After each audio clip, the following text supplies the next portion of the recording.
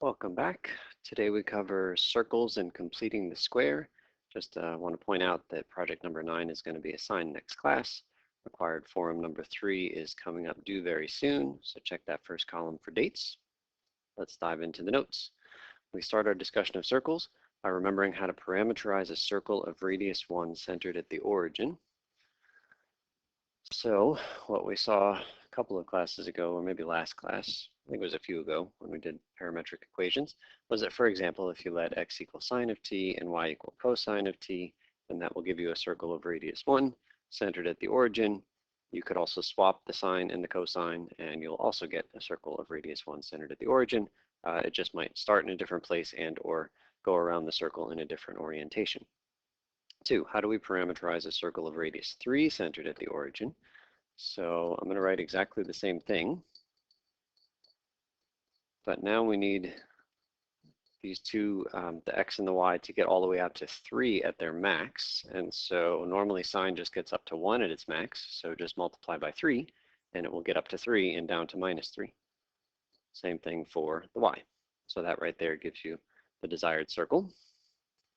Number 3, how do we parameterize a circle of radius 3 centered at the point 4, -1? Okay, let's give this a shot. All right, so I'm feeling like 3 sine of t and 3 cosine of t gives me the radius 3 part. But I don't want the circle centered at the origin, which is what that one would do. I want it centered at the point 4, -1. So 4, -1 is here, and then I need it to go up and down 3 from this guy. So 1, 2, 3 gets me up at the top there. 1, 2, 3, the bottom is down there. And then it should also go left and right 3. So 1, 2, 3 should get out to there. And then 1, 2, 3 puts me out to there. So I need the circle to be like that. So I guess what that means is that if I'm just looking at the x's at the extreme left and right of the circle, let's see, so the extreme left of the circle looks like it's at 1, and the extreme right of the circle is at 7. So I need my x to be trapped between 1 and 7. Well, at the moment, my x is trapped between 3 and -3. So how do I get that to become from 1 to 7? Let's put this here. Currently, we're -3 to 3. Well, if I just add 4 to each of these numbers, then that gives me exactly what I want. Essentially, all you're doing is taking the center and you're shifting it 4 places to the right. So we need to add 4 to all of these x's. So let's add 4 to the x. And then the same idea with the y's. You need to shift the center from the origin. You need to go down 1. So all the y's need to be 1 less than they normally are. So -1. And so let's see if we can generalize this in number 4. How do we parameterize a circle of radius r centered at the point hk? Maybe pause the video here, see if you can come up with the general equation, and then come back when you're ready. Okay, so hopefully we got the radius r by doing r times sine and then r times cosine. It's okay if the sine and cosine are switched. And then if you want to center it at h and k, you add h to the x and you add k to the y. 5. Let's convert the parametric equations from above into an implicitly defined equation for the circle of radius r centered at the point h, k. So implicitly defined means we're after an equation with x's and y's all jumbled up together. And the fact is, you probably already know what the equation is, but we're gonna build it from first principles here. So what I want to do first is subtract h from both sides of this. It will become clear in a minute why I want to do that. Subtract k from both sides here. Then what I want to do is square both sides of each equation. So this thing squared is equal to r sine of t squared. And then square both sides here as well.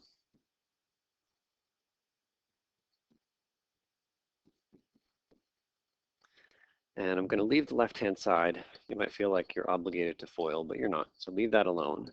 But I am going to bring that squared into each of these two factors. So this is really r squared times sine squared of t. Leave this side alone, but write this as r squared cosine squared t.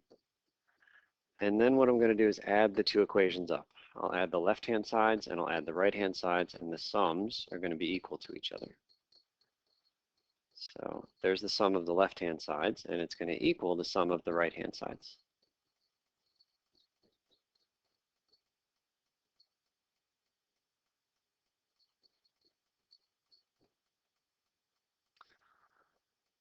Okay, what can we factor out on the right-hand side?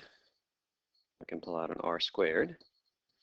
And if we do that, lo and behold, we get something very familiar in the parentheses. Sine squared t plus cosine squared t, always equal to 1. So that means that x minus h squared plus y minus k squared equals r squared. And that's the equation, implicitly defined equation, for a circle centered at the point h comma k and with radius r. So we just proved that that funny equation that you've probably seen before in some previous class, we've justified it. A lot of folks wonder why, like why does it become minus h and minus k instead of plus h and plus k? Well, it comes right out of this, right? Adding h is a very natural thing to do, but what we wanted to do was isolate this r sine of t part, so we subtracted it. So there you go. It became x minus h squared. Our final result above is called the standard form for the circle. I'll just write it here again.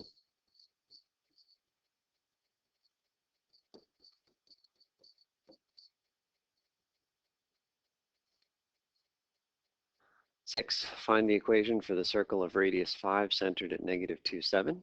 Pause the video and come back when you're ready.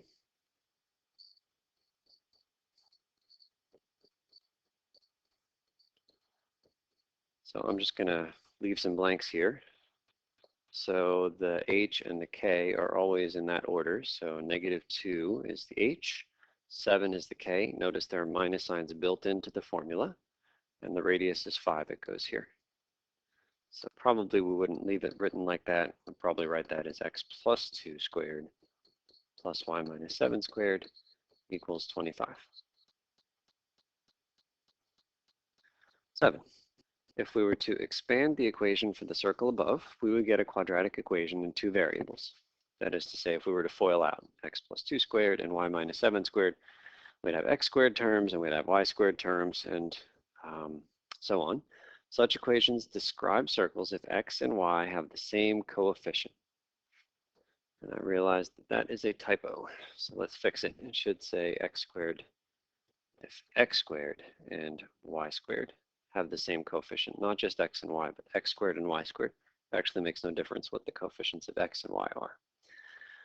So to figure out what the circle is, if you're given an equation like this, we need to master a technique we've seen before. So this thing right here, it turns out you can rewrite it in this standard form for the circle. And the reason I know we can do that is that the x squared has a 1 in front of it and the y squared has the same number in front of it. So the x squared and y squared have the same coefficient.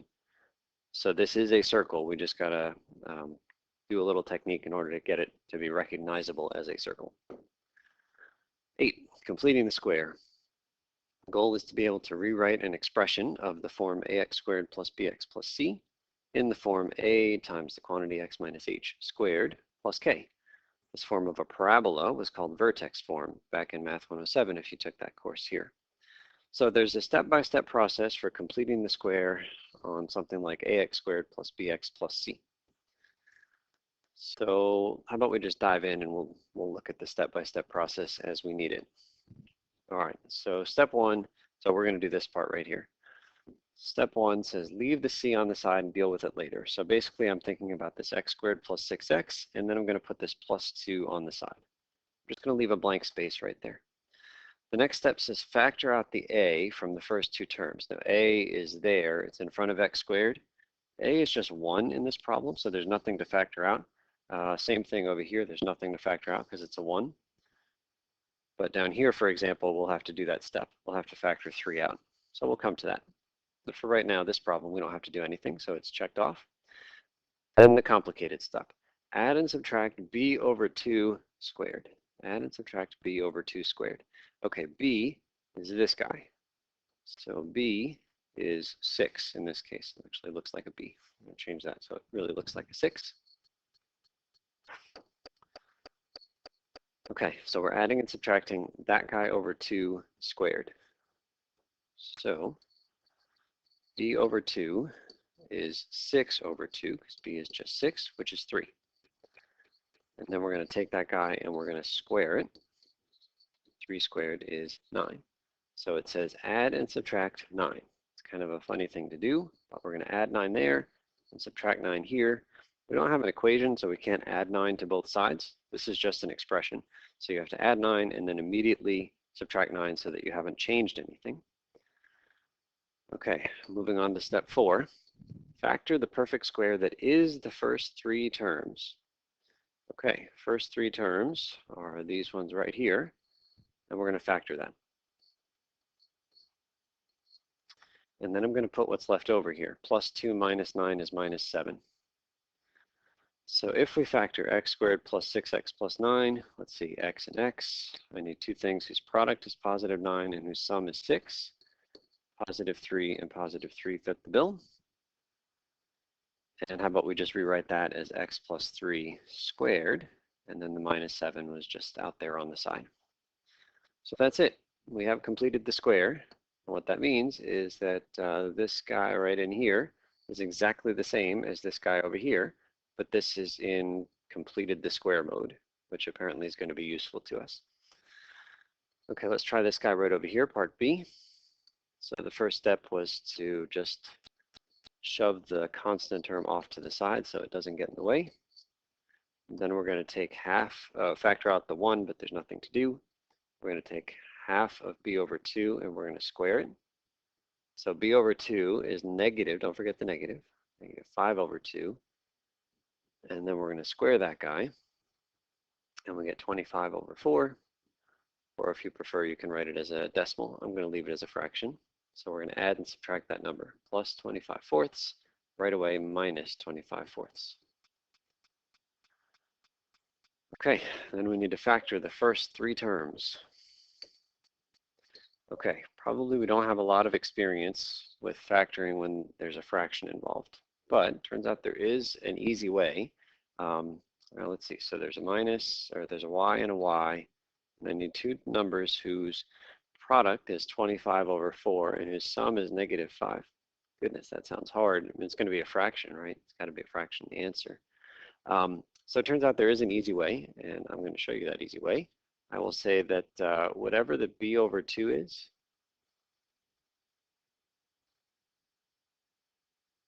whatever that guy is, it gets copied in both of these. And that includes the minus sign. Minus 5 halves, minus 5 halves. Not squared, not 25 fourths in both, but the original b over 2 before we squared it, and include that negative sign. Okay, let's see if it works. If we FOIL, so that's y squared, minus 5 halves y minus another 5 halves y is minus 10 halves y, which is minus 5y. And then last times last, positive 25 over 4. That's exactly what we wanted. Okay, and then just off on the side, let's see, it was a, what was it here, a minus 3 and then minus another 25 fourths. So hopefully I'm doing this right. I think that's minus 37 over 4. And then we'll just rewrite our final answer. Y minus 5 halves squared equals, nope, not equals, minus 37 over 4. That's it. So if you learn this trick, then you can save yourself a little bit of heartache in terms of having to factor when there are fractions. The number in the parentheses is always b over 2. Okay, let's try part C. C is going to be complicated because there's a 3 in the front. So we'll do the first steps just like before, 3x squared plus 6x, and then I'll put the plus 11 out of the way. Then it says factor out a, factor out the 3 from the first 2 terms. So we're going to pull out a 3. I'm going to leave the plus 11. It's okay that 3 doesn't go into that number. It's not invited to the party. So factor 3 out of both of these terms. We go x squared plus 2x. So you say, well, what if 3 didn't go into that? Well, too bad. You're going to end up with a fraction right here. You just have to factor it out whether or not it goes in evenly.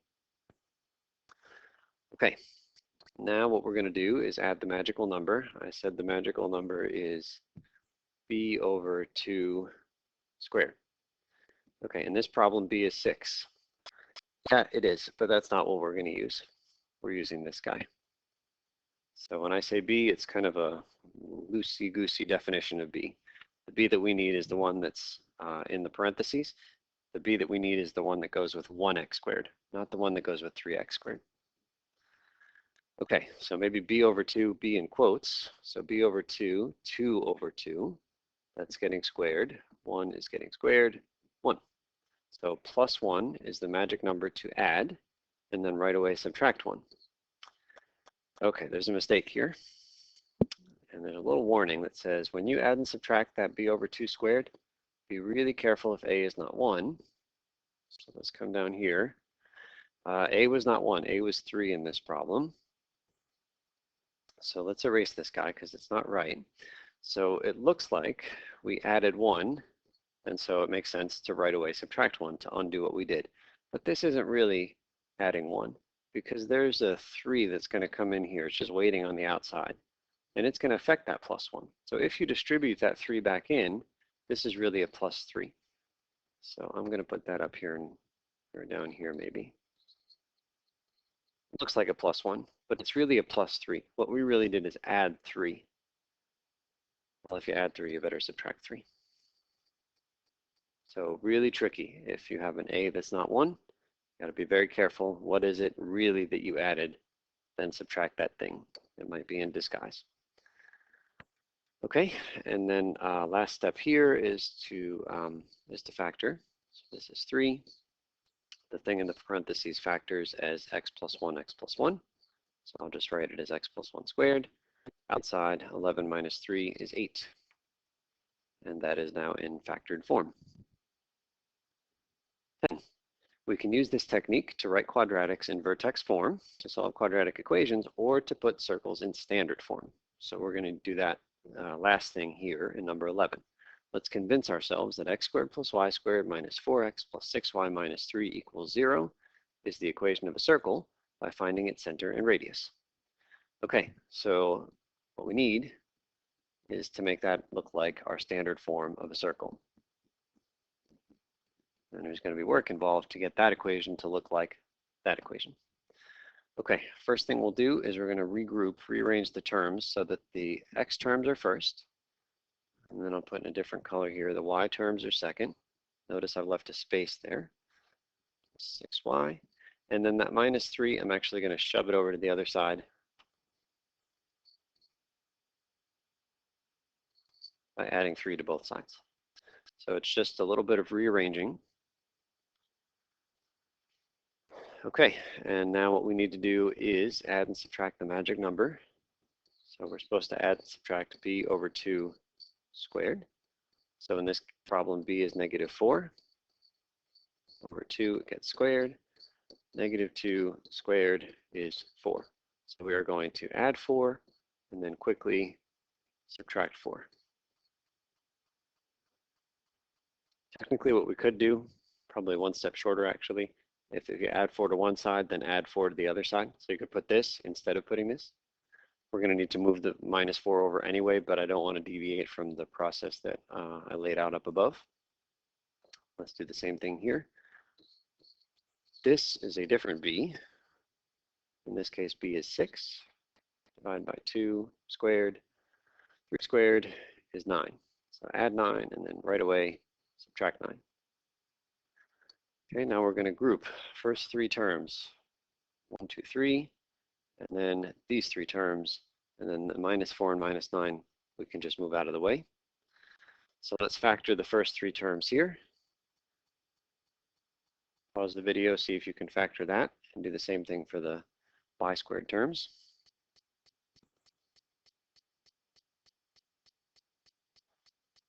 Okay, so hopefully for the x's, we got x minus 2 squared. And for the y's, we should get y plus 3 squared. And then we're, let's see, there was also a 3 over there. But then I'm going to go ahead and move over the other 2 terms. So what I have not yet moved is this minus 4 and this minus 9. So we're going to add 4 and add 9 to both sides. or not to both sides, but yeah, to both sides. And that will move the 4 and the 9 out of the left-hand side and over to the right-hand side. So this is really starting to look like standard form of a circle. No need to FOIL this. If you FOIL it, you'll actually head back to the original equation. Let's see, that's 16 over there on the right-hand side. So now it looks like our standard form equation of a circle. So we're going to write down the center, and we're going to write the radius. So the radius is easy because 16 is supposed to be r squared. So the radius must have been 4. And the center, you just have to be really careful about the signs. X minus 2 means the center was at positive 2. Y plus 3 means the center was at negative 3 for the y.